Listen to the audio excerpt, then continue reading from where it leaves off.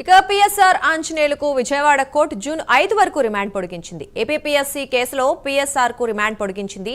PSR custody పిటిషన్పై విచారణ రేపటికి వాయిదా వేసింది.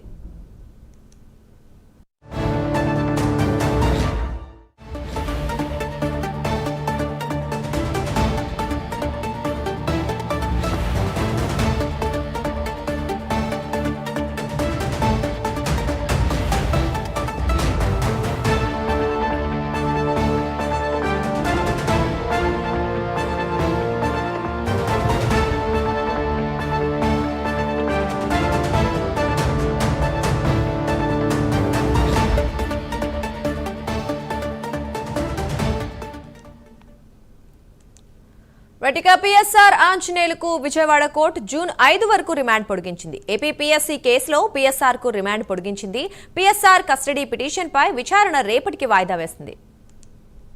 ఇక ఇదే విషయానికి సంబంధించి మరింత సమాచారం మా కరెస్పాండెంట్ రాజ్ కుమార్ అందిస్తారు. రాజ్ కుమార్, చెప్పండి, పిఎస్ఆర్ ఆంజనేయులు కస్టడీ జూన్ 5 వరకు పొడిగించిన నేపథ్యంలో మరి దీనికి సంబంధించిన వివరాలేంటి?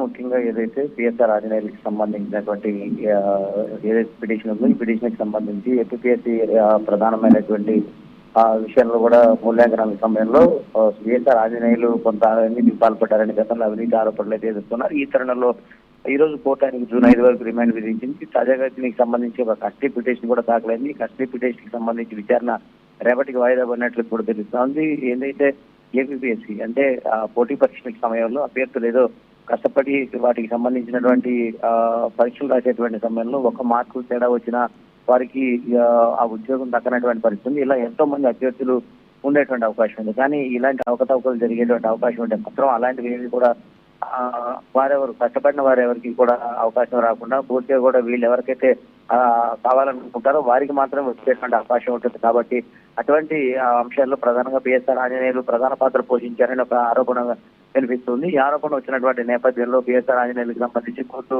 జూన్ 5వ తారీఖు వరకు కూడా రిమాండ్ విధించినట్టు కూడా తెలుస్తుంది. ఏదైతే ఇటు రిమాండ్ విధించినటువంటి నేపథ్యంలో ఇప్పటికే ఆయనకి జత్వాని కేసుకి సంబంధించినటువంటి అంశంలో ఆయన్ను గతంలో సిఐడి అధికారులు ఆయన విచారణ చేసినటువంటి పరిస్థితి తాజాగా రిమాండ్ కూడా ఉన్నారు. ఈ కేసుకి సంబంధించి కూడా జూన్ 5వ తారీఖు వరకు రిమాండ్ విధించినటువంటి పరిస్థితి కనపడుతోంది. దుర్గా.